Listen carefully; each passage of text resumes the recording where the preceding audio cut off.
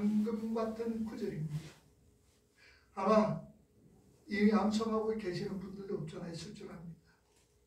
10절 말씀에 보면 하나님께서 우리를 구원하신 구원의 목적이 기록되어져 있습니다. 그리고 8절과 9절에는 복음을 설명하는 주옥 같은 단어들이 나열되어 있지요. 은혜, 믿음, 구원, 선물, 행위, 사랑. 어느 것 하나 그냥 지나쳐서는 안 될 아주 중요한 복음의 핵심을 설명하고 있는 단어입니다. 이 시간 저는 성경 본문을 통해서 구원의 순서, 구원이 우리가 여정에 대하여서, 서정에 대하여서 우리가 살펴보면서 오늘 본문에 나오는 은혜에 대하여서 먼저 말씀드리려고 합니다. 자, 그럼 로마서로 가서 그 구원의 서정을 우리 한번 시작해 보도록 하겠습니다. 로마서 8장 29절과 30절 말씀 우리 한번 찾아봅시다. 페이지 250쪽입니다.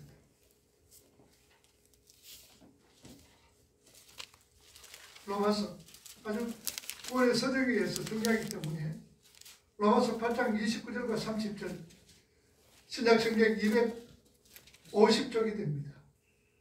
자, 28장 29절 한번 읽어봅니다. 하나님이 미리 아시는 자들을 또한 그 아들의 형상을 본받게 하기 위하여 미리 정하셨으니 이는 그로 많은 형제 중에서 아들이 되게 하려 하심이라. 30절 또 미리 정하신 그들을 또한 부르시고 부르신 그들을 또한 의롭다 하시고 의롭다 하신 그들을 또한 영화롭게 하셨느니라. 이 구절에서 우리는 구원의 논리적인 순서를 읽어낼 수가 있습니다. 제일 먼저 미리 아신 자들이라 라는 구절을 보면요, 하나님께서는 세상이 창조되기 전부터 우리를 아셨습니다. 물론 하나님이 아셨다라는 것은요, 우리가 나중에 예수를 믿을 것을 아셨다라는 그런 말이 아닙니다. 하나님이 저와 여러분들을 미리 아셨다라는 것은 너희들 어느 정도 가서 예수를 믿겠구나라는 것, 이것 아는 것을 말씀하지 않습니다. 하나님이 우리를 아셨다라는 것은 우리를 먼저 하나님의 품에 안고 사랑해 주셨다는 말씀입니다. 그 사랑이 있게 예수님까지도 세상에 보내신 것이고 그 독생자의 가슴에 칼을 꽂을 수 있었던 것입니다. 하나님은 그렇게 우리를 창세 전부터 우리를 먼저 사랑하셨습니다. 그리고 그렇게 미리 사랑하신 자들을 아들의 형상을 본받게 하기 위해서 미리 예정하셨다라고 말씀을 합니다. 29절 말씀 여러분 한 번 더 보세요. 하나님이 미리 아신 자들로 그 아들의 형상을 본받게 하기 위하여 미리 정하셨으니 이는 그로 많은 형제 중에서 아들이 되게 하려 하십니다. 자, 하나님은 미리 사랑하신 하나님의 백성들을 그 아들의 형상을 본받게 하기 위해서 예정하셨다라고 말씀을 합니다.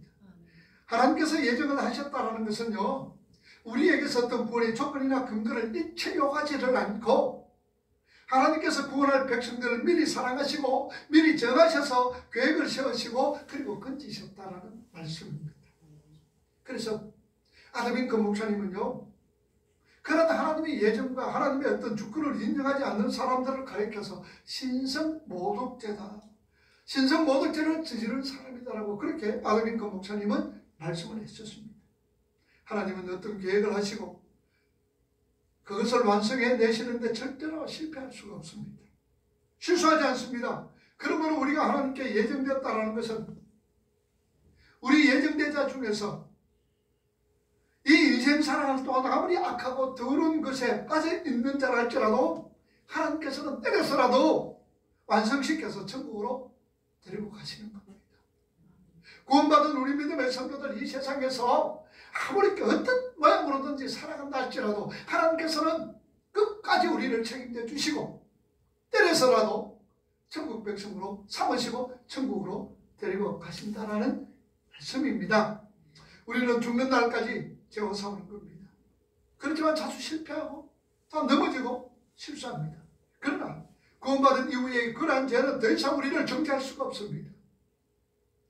하나님의 택한 하나님의 백성들, 내가 어떤 죄를 졌다 할지라도 그 죄가 나를 정죄하지 않습니다. 그래서 로마서 8장 1절에 뭐라 그럽니까? 그리스도 예수 안에 있는 자는 결코 정죄함이 없더라. 이렇게 정죄라는 것은 justification, 칭이라는 의롭다고 인정해 주신다 그 말입니다.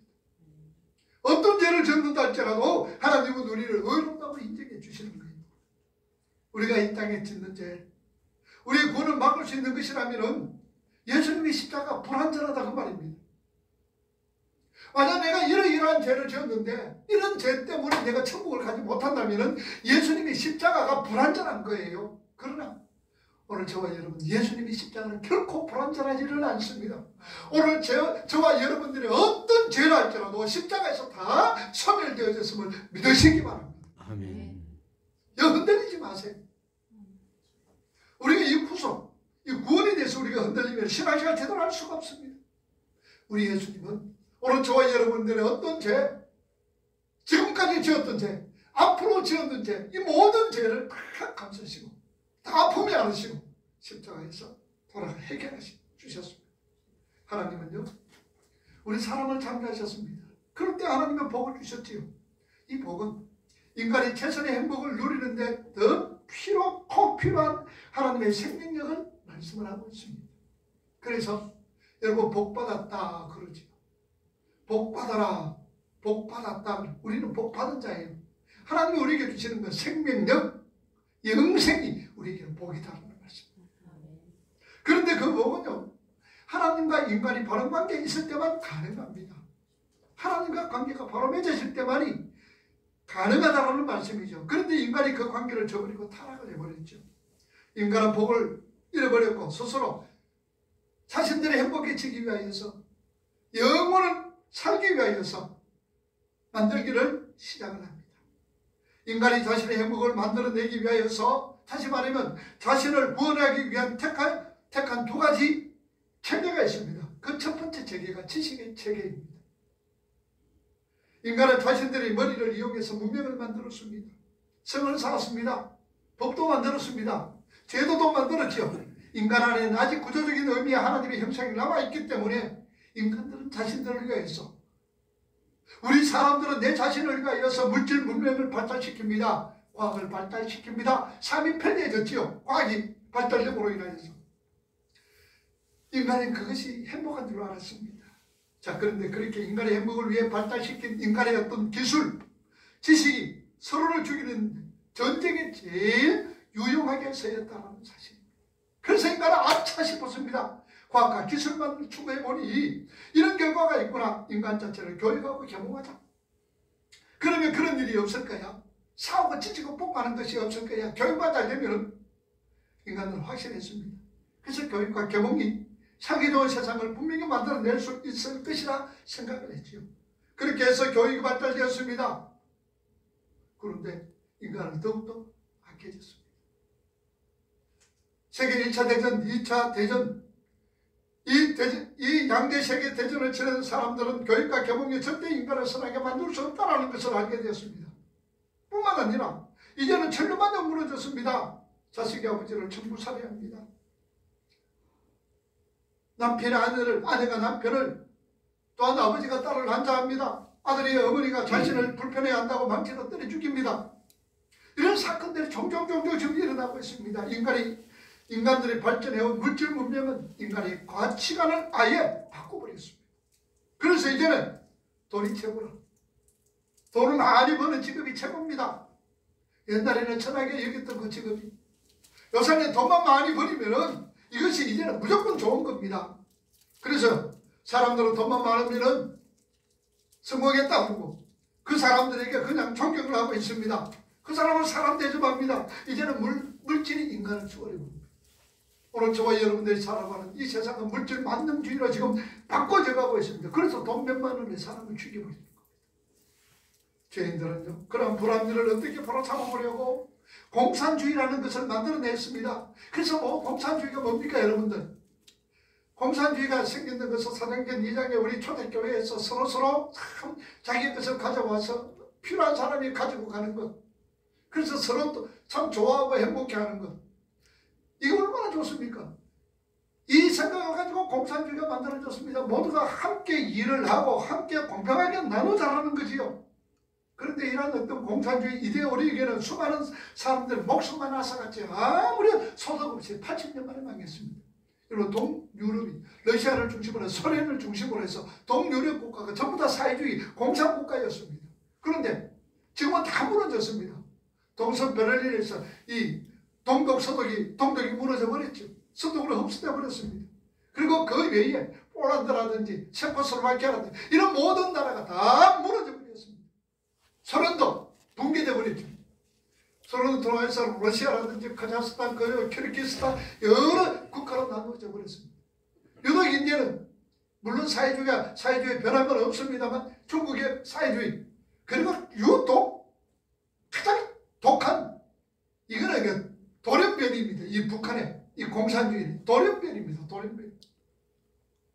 그런데 지금 이 정권이 우리나라 지금 사회주의를 만들려 가고 있다는 사실. 여러분 정신 똑바로 차리십시오. 사회주의가 뭡니까?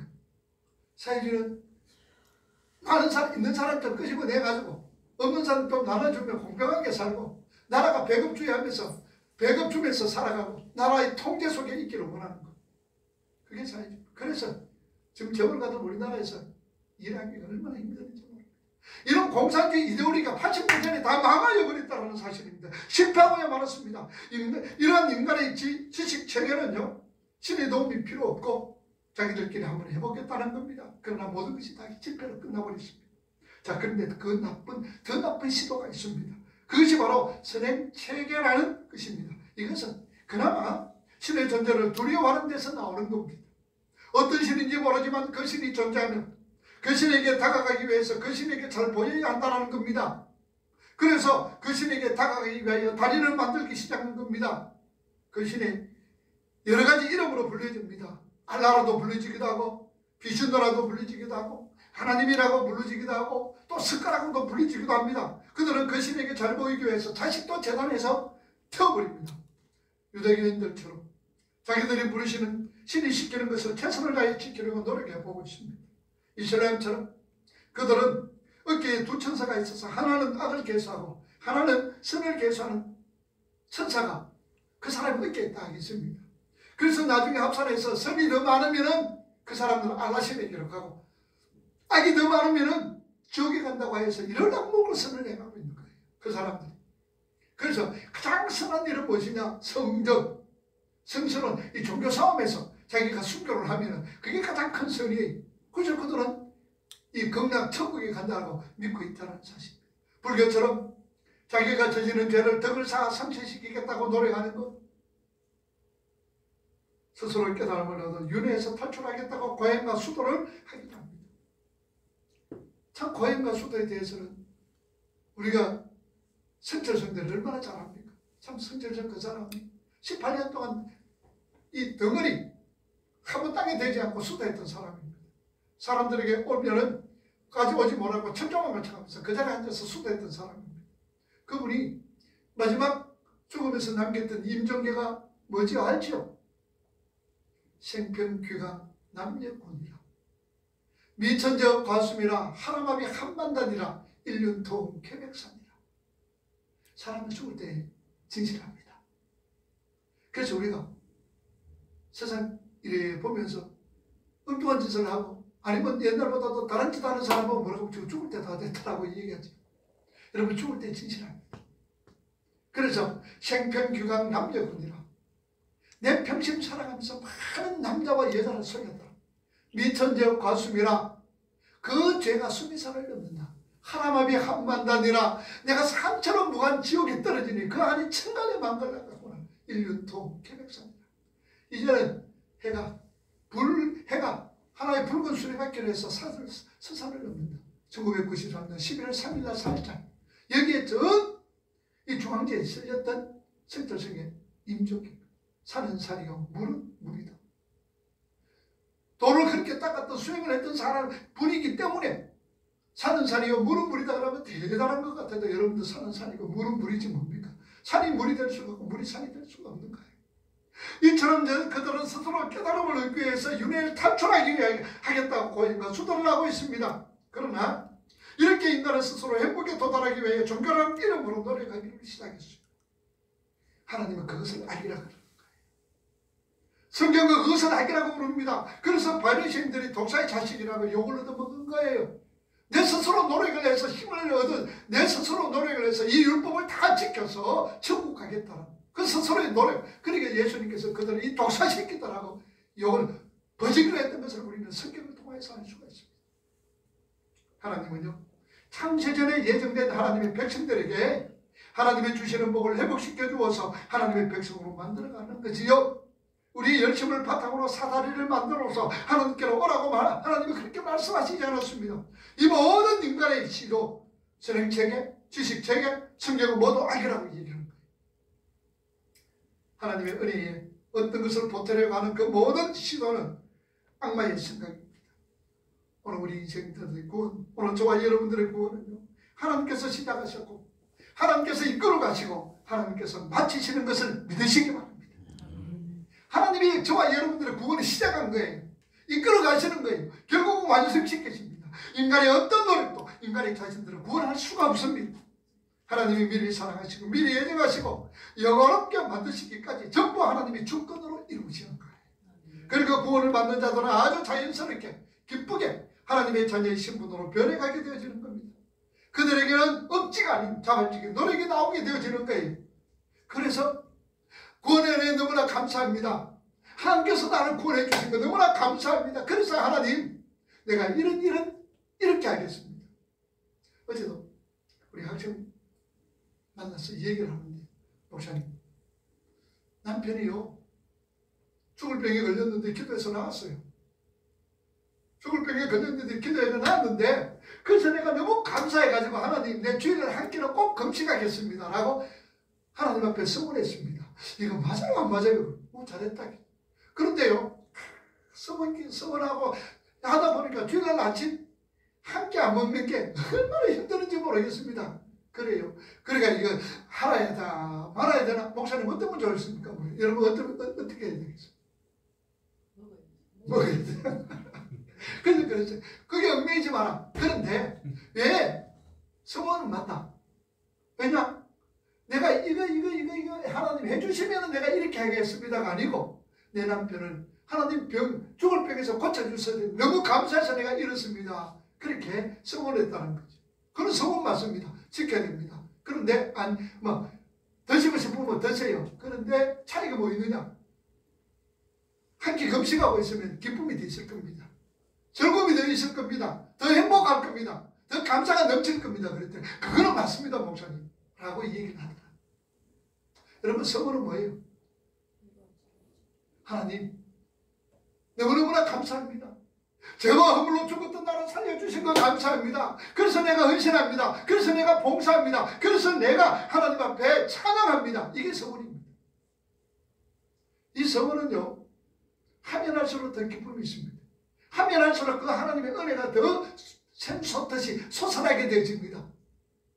그런데 입다의 서문처럼 하나님, 전쟁에서 이기면 내 딸을 내가 하나님 앞에 제물로 드리겠다. 딸이 아니라 먼저 나오는 어떤 나를 환영하는 자를 내가 하나님 앞에 제물로 드리겠습니다. 그건 서문 아니란 말이죠. 자신의 욕심입니다. 하나님을 통해서 자신의 어떤 목적을 이루기 위한 어떤 방법과 수단이라고 말씀을 드렸습니다. 여러분, 그런 서문은 안 지켜도 괜찮습니다. 그건 서문 아니에요. 내 욕심이에요. 서문이 뭐라고요? 하나님의 해주신 그 은혜 사랑, 하나님께서 나에게 베풀어 주신 그 은혜가 너무나 감사합니다. 그래서 내가 하나님 헌신하겠습니다. 그건 서문이에요. 그래서 내가 찬양하겠습니다. 그게 서문이다, 그 말입니다. 그는 여러 하면 할수록 행편 따라서 못할 때도 있어요. 힘들 때도 없잖아, 있어요. 못 지킬 때가 있어요. 그러나 그거는 지키면 지킬수록 더 은혜와 더 사랑, 더 하나님의 은혜가 감격스럽게 우리에게 당합니다. 그 말입니다. 여러분, 하나님이 예정해 주셨어요. 그 예정에 대해서 가장 잘 요약해 놓은 것이 로마서 9장입니다. 로마서 9장 6절에서 16절 말씀인데, 당시 유대인들은요, 이스라엘 민족으로 태어나면 무조건 구원을 얻는 것으로 착각을 했어요. 내가 유대인으로 태어났다면 무조건 하나님은 때론 당상이에요. 구원은 때론 당상이라고 생각을 했습니다. 하나님께서 이스라엘 택하신 것은요, 하나님의 백성들은 아무나 다 들어올 수 있는 그런 공동체가 아니라 어떤 한정된 테두리가 있으며 그들은 하나님의 의해서 선택된 것을 설명하기 위한 선택이었습니다. 그래서 이스라엘은 뭔가 잘나서 그들만은 무조건 구원하시겠다는 그런 의미가 아니었지요. 하나님께서 아브라함을 택하고 하나님께서 예수라엘을 택한 것은 무슨 선택이라고 했어요? 기능적 선택이라고 했습니다. 이스라엘을 통해서 뭔가 국가적인 어떤 기능을, 그리고 아브라함을 개인을 통하여서 뭔가 그 하나님께서 활용하기 위해서, 보여주시기 위해서 선택하셨다 그 말입니다. 그러니 내가 하나님의 백성이 되었다, 이스라엘 백성으로 태어났다, 무조건 구원받았다, 천만의 말씀입니다. 아니지. 여러분 한번 생각해 보세요. 창세기 처음부터 하나님은 가인 버리고 아벨을 택했습니다. 가인과 아벨이 있죠. 그리고 아벨이 죽고 셋이 나왔습니다. 셋의 후손 중에도 노아만 택했습니다. 아브라함의 후손 중에도 누구만 택했습니까? 아브라함도 후손을 태워서 7명, 8명의 아들이 있었습니다. 그런데 누구만 택해서? 이삭만 하나님이 택하셨습니다. 이삭의 후손에도 누구에만 택했어요? 아들 둘이가 있었죠. 야곱과 에서 중에서 야곱 택했습니다. 하나님은 아울러 이방 민족에게도 하나님의 백성을 택하여 가십니다. 그래서 아브라함의 이름을 바꿔줬잖아요. 창세기 17장에 아브라함이 뭡니까? 고귀한 아비에서 열국의 아비로 하나님의 이름을 바꿔줬어요. 근데 아브라함의 아들이 하나도 없었습니다. 있었던 것은 하갈로 통해서 이스마엘을 낳았습니다. 창세기 16장 마지막 절에 아브라함이 84세 때 하갈로 통해서 이스마엘을 낳았더라라고 얘기합니다. 근데 하나님이 그때 이름을 바꿔줍니다. 17장에 아브라함으로 바꿔줍니다. 열국의 아비로 바꿔줍니다. 택한 자녀가 없었습니다. 그래서 하나님께서는 이삭의 후예 중에서도 에서가 아니라 야곱을 택하셨습니다. 그리고 이방인 중에서도 하나님께서 구원을 택하셨어요. 구원해 주셨습니다. 이방인 중에 여러분들 누가 구원받았어요? 생각납니까? 이방인 중에서 여러분들 모함 여자 누구예요? 롯이. 그리고 여리고에 누가 구원받았어요? 기생 라합이 구원받았습니다. 뿐만 아니라 엘리사 시대 때 어느 장군이 구원받았어요? 나만 장군이 구원받았습니다. 나만 장군이 구원받았어요. 이처럼 하나님은 이방 민족 중에서도 하나님의 백성들을 택하여서 구원자로 세웠습니다. 이렇게 구원은 우리 쪽의 혈통이나 노력이나 어떤 사람들 이런 것과 아무 상관없습니다. 그래서 요한복음 1장 12절 영접하는 자 곧 그 이름을 믿는 자에게는 하나님의 자녀가 되는 권세를 주셨는데 이는 혈통으로나 육정으로나 사람의 뜻으로 나지 아니하고 오직 하나님의 뜻으로 말미암아 이루어졌다라고 성경은 우리에게 말씀합니다. 신앙은 1대1입니다. 구원은 하나님과의 관계입니다. 하나님께서 택한 자들은 어떤 모양으로든 구원했습니다. 우리 아버지가 목사라도 하나님이 택하지 않은 자녀는요 구원받지 못하는 거예요. 우리 아버지가 점쟁이라도 우리 엄마가 점쟁이라도 하나님이 택했던 딸이라면 구원받는 자다 그 말입니다. 그래서 혈통으로 육정으로 사람의 뜻으로 나지 아니하는 거예요. 창세전에 하나님께서 구원하기로 작정된 하나님의 사람들만이 구원받게 된다는 것을 성경은 너무 강조하고 있는 거예요. 너무 강조하고 있습니다. 방금 읽었던 우리 로마서 2장 28절 29절 한번 읽어봅시다. 로마서 2장 241쪽입니다.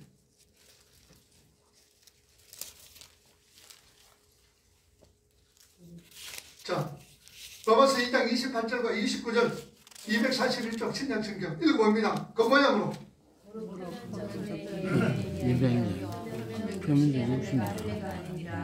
오직 면적은 내이며 마음이 영의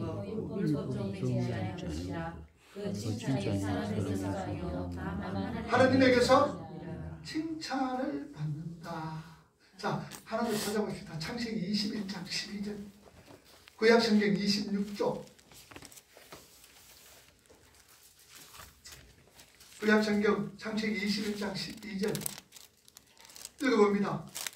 하나님이 아브라함에게 이르시되 내 아이라 내 여종으로 말미암아 근심치 말고 사라가 내게 이런 말을 하더라. 이삭에게서 나는 자라야 내 씨라 부를 것이니라. 자, 아브라함이 75세 때에 하나님께서 은혜의 상속한 아들을 주시겠다고 하나님이 약속하셨습니다. 75세 때에 아브라함을 갈대우리에서 불러내면서 네 아들이 하늘의 별처럼 모래알처럼 많아지겠다. 자, 그때 정작 그에게 아들이 태어난 것은 그로부터 25년 후인 100살 때에 하나님께서 아들을 주셨습니다. 그 14년 전에 아브라함과 사라는 자기들의 욕심과 또 자기들의 방법대로 사라의 하녀인 애굽 여자 하갈을 통해서 이스마엘을 낳았습니다. 그 나이가 아브라함이 86세였습니다. 자, 그러자 그 장자 이스마엘은 하나님의 라인이 아니었습니다. 하나님의 택한 자가 아니었습니다. 그래서 사도 바울은 로마서 9장 7절에서 너희들이 아브라함의 자녀라고 무조건 선민이라고 생각하지 말라. 착각하지 말라는 얘기입니다. 이스마엘을 봐라. 이스마엘은 아브라함의 아들이었잖아. 그런데 하나님께서 선택해서 줘야 된 그런 자였다라고 사도 바울은 말씀을 하고 있습니다. 바울이 그런 얘기를 들었을 때에 유대인들이 이렇게 대답을 합니다. 이스마엘의 아들은 이스마엘은 아버지는 아브라함이었지만 그는 서자라서 하나님 앞에 택함받지 못했지 않았느냐라고 유대인들은 그렇게 아브라함에게 바울에게 반박을 합니다. 그때 바울이요 빼도 박도 못하는 증거로 성둥이 에서와 야곱의 예를 들어서 얘기를 합니다. 로마서 9장 한번 더 찾아봅시다. 신약성경 252쪽 이스마엘은 서자기 때문에 구원받지 못했다라고 바울에게 반박을 했을 때 바울은 그렇게 얘기합니다. 로마서 9장 11절에서 13절 말씀 헛된 소리 엉뚱한 소리 했었지만 그러면서 얘기합니다. 자 11절 9장 11절 시작. 그 자식들이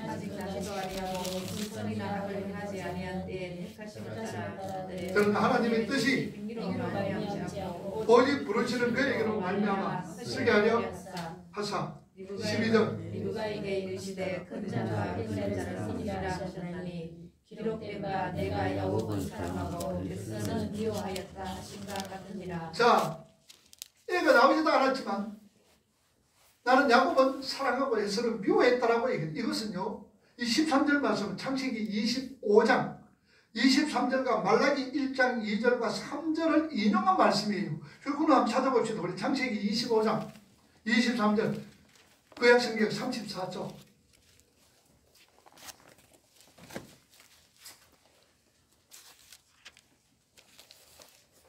창세기 25장 23절 시작. 여호와께서 그에게 이르시되 두 분이 내 내중이구나 두 민족이 내 목중에서 솟아나느니라. 이 족속이 큰 자는 어린 자를 섬기리라 하셨더라. 자, 말라기 한번 찾아봅시다. 우리 1327쪽 구약성경 1327쪽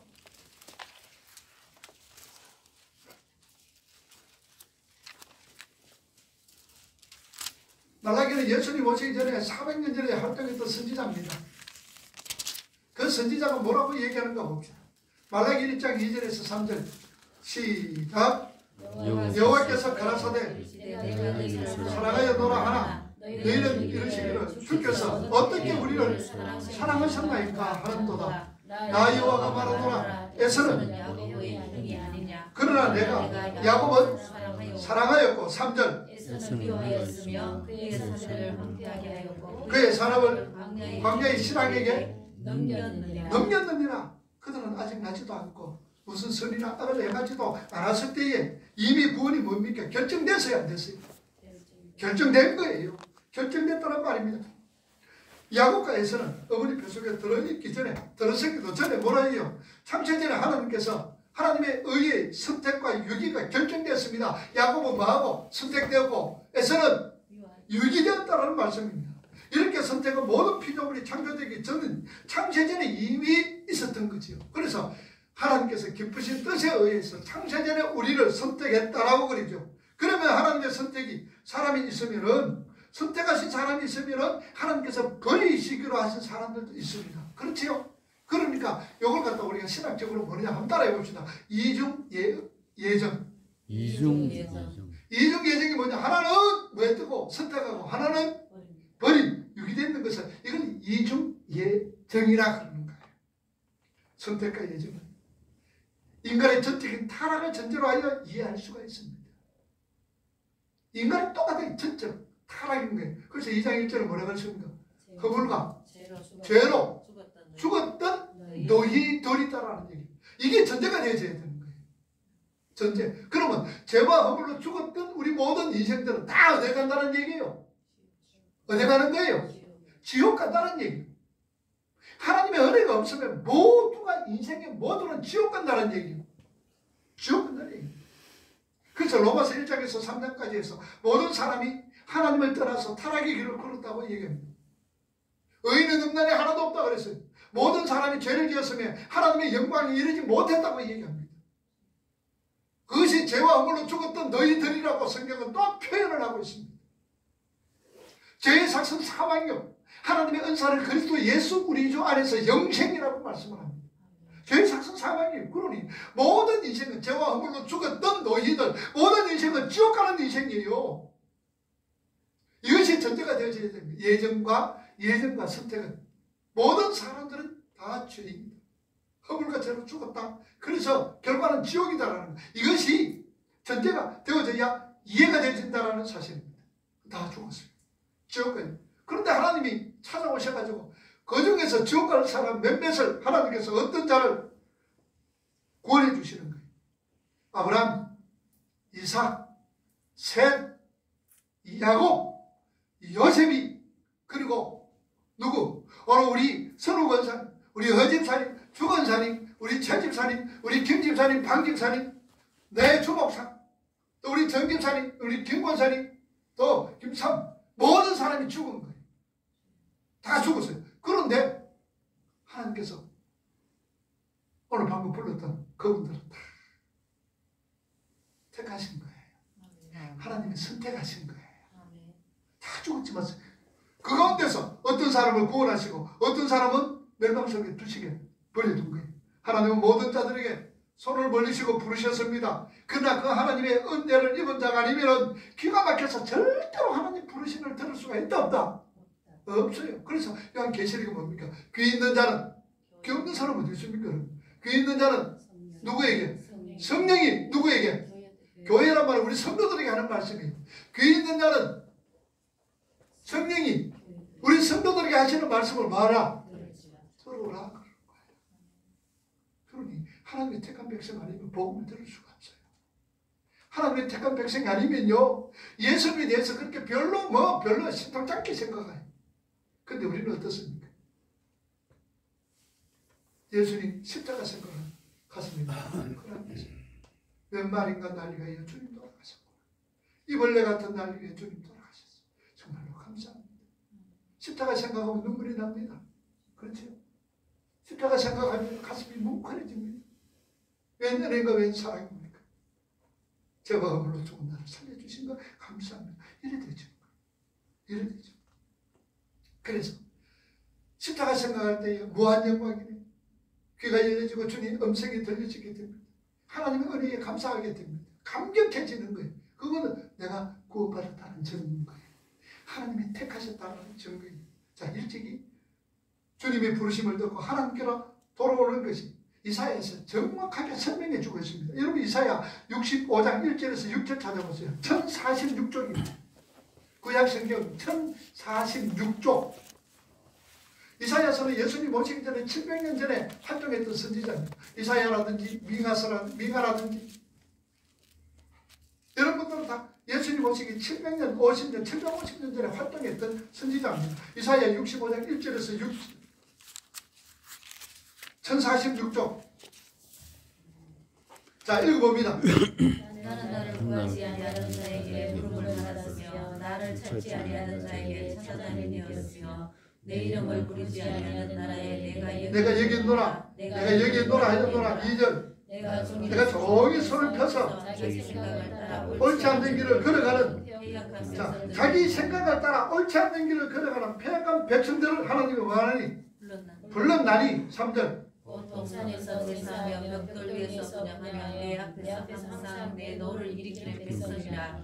그들이 무덤 사이에 앉으며 은밀한 장소에서 마음을 지내며 돼지고기를 먹으며 가져온 것들의 국을 그릇에 담으면서 5절. 사람에게 이르기를 너는 내 자리에서 있고 내게 가까이 하지 말라. 나는 너보다 거룩함이라.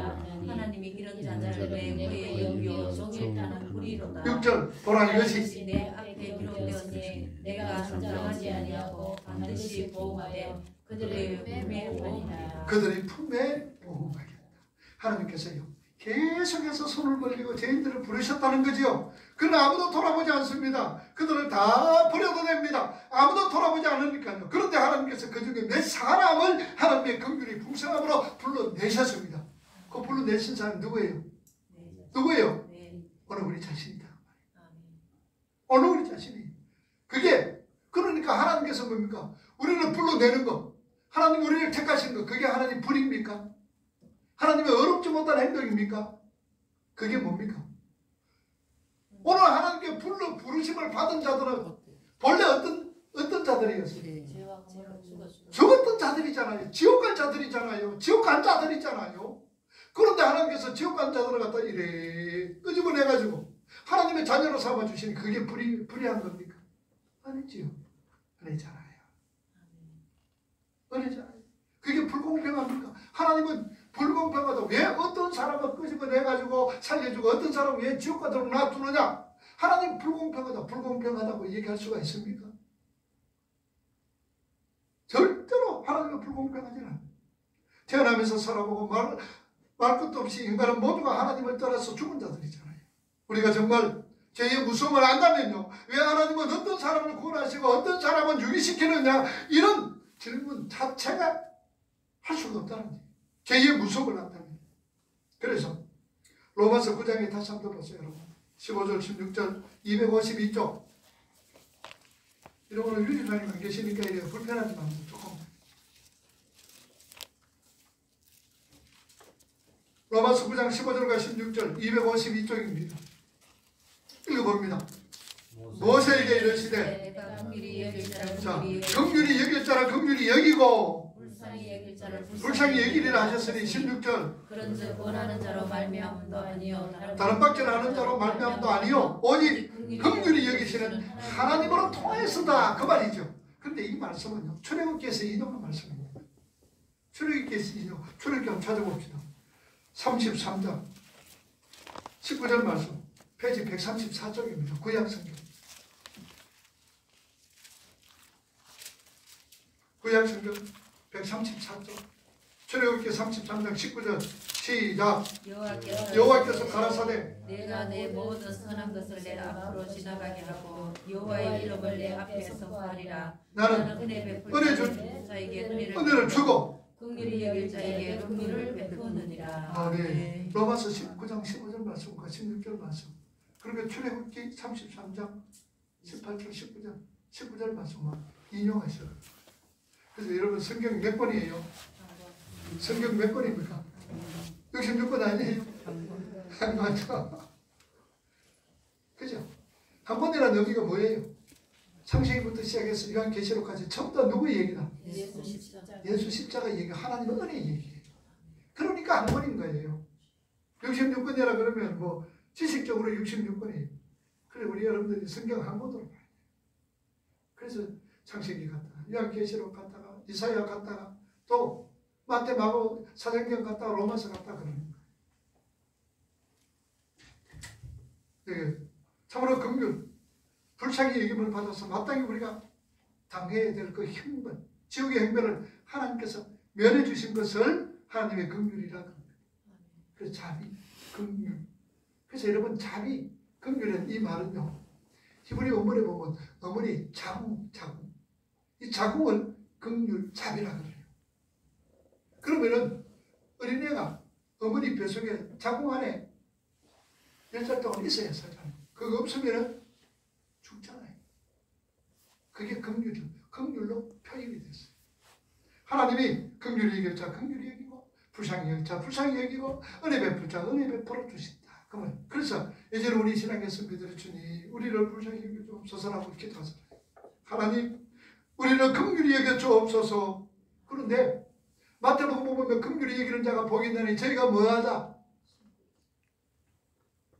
마태복음에 긍휼히 여기는 자가 복이 있나니 저희가 긍휼히 여김을 받을 것이라고 했죠. 누굴 긍휼히 여기라 그랬어요? 우리는 긍휼히 여기는 자가 복이 있다. 그래서 다른 사람을 불쌍히 여기고 긍휼히 여겼다라는 그런 말씀 아니라 그랬죠. 기억합니까? 누구는 긍휼히 여기라 그랬어요? 내 자신을 먼저 긍휼히 여기라 그 말입니다. 우리 자신을 긍휼히 여기라 그 말입니다. 그럴 때에 하나님의 긍휼하심이 있는 거예요. 하나님 내 불쌍히 여겨주이소. 하나님 내 살려주이소. 우리 날마다 이런 기도가 우리에게 나와져요. 하나님 도와주세요. 살려주세요. 우리 이 기도할 것밖에 없어요. 뭐 짜더라 다른 기도하려고 그래요. 하나님 살려주시고 도와주세요. 하나님 도우심 없으면 어떻게 살아가요? 하나님의 긍휼하심이 없으면 우리가 어떻게 살아가느냐 그 말입니다. 하나님 도와주세요. 살려주세요. 그래서 우리는요, 차원에서 우리가 구원을 이해해야 돼요. 은혜의 차원에서 오늘도 우리는 우리 삶을 살아가야 된다는 사실이죠. 참으로 애굽 땅에 있던 이스라엘 백성들이 여러분 애굽 사람들보다 더 훌륭한 사람들이라서 하나님이 구원하셨습니까? 아니잖아요. 그들이나 애굽 사람이나 똑같아요. 똑같아. 근데 만약에 여러분들 보세요. 마지막 유월절 저녁 어린 양을 잡아서 그 피를 갖다 어디에 발랐어요? 문설주에 발랐어요. 그런데 그 피를 문설주에 발랐는, 예를 들어서 애국 사람이 문설주에 발랐다 그러면 애국 사람들 죽었을까 살았을까? 살았어. 이스라엘 백성들은 문설주에 피 안 발라서 죽었을까 살았을까? 죽었어요. 애국 사람들이라도 이방 사람들이라도 문설주에 피를 찍어서 바르면 그 사람은 사는 거예요. 우리의 삶과 죽음은 누구에 의해서? 하나님 예수 그리스도의 십자가에 의해서 이루어지는 거예요. 그걸 우리에게 예표로 보여주고 있는 겁니다. 우리 잘나서 이스라엘 백성들이 애국 사람들보다 잘나서 그들이 구원받는 거 결코 아닙니다. 그들이 엑스도스 할 때는, 출애굽할 때는 그들은 속감 육감도 안 합니다. 가만히 있었습니다. 모두가 누가 하셨어요? 하나님이 하셨습니다. 10가지 재앙 처음 다 하나님이 하셨습니다.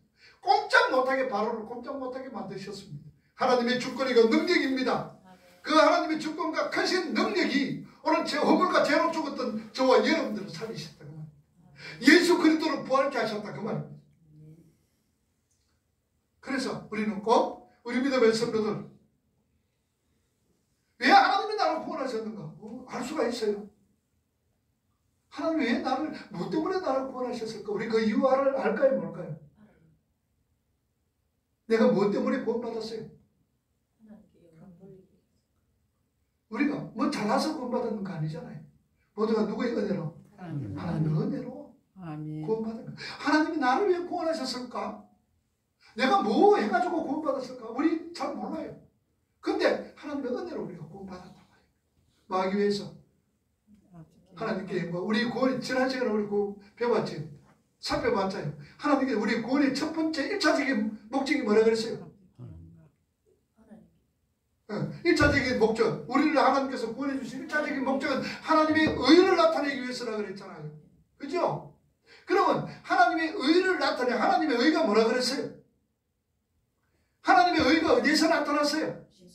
십자가에서 나타났지요. 예수 그리스도의 죽음으로 통해서 하나님의 의가 나타난 거예요. 그러면 하나님께서 오늘 우리 김권사님, 우리 모두를 구원하셨던 하나님의 구원의 1차적인 목적은 뭡니까? 나를 통하여서 뭐가 나타나도록? 하나님의 의가 나타나도록. 하나님의 의가 뭡니까? 십자가잖아요. 그러니 하나님께서는 너 살아가면서 뭐 나타나라? 네 삶 속에서 예수 십자가 나타나도록 하기 위해서 우리를 1차적으로 구원을 하셨다 그 말입니다. 그런데 엉뚱하게 뭐 다른 거 자꾸 내려 그러니까 시끄럽다고 막 더럽다고 막 가져가라. 근데 내놓지 마라. 하나님 그런 겁니다. 하나님 1차적으로 구원 목적이 뭐라고요? 우리 허집사님? 하나님의 의. 의가 나타나, 십자가 나타나도록 하기 위해서 구원하셨다. 그죠? 그걸 우리가 늘 생각하셔야 돼요. 그 누구의 은혜입니까? 하나님의 은혜입니다. 오늘 은혜에 대해서 구원의 서정 가운데 미리 정하셨다. 미리 하나님께서 선택하셨다. 그거 지금 살펴보고 있는 거예요. 미리 정하신 하나님의 은혜로 우리를 살리셨다. 다음 시간에 우리가 하나님의 부르심에 대해서 우리 한번 살펴볼 수 있기를 바랍니다. 기도합시다.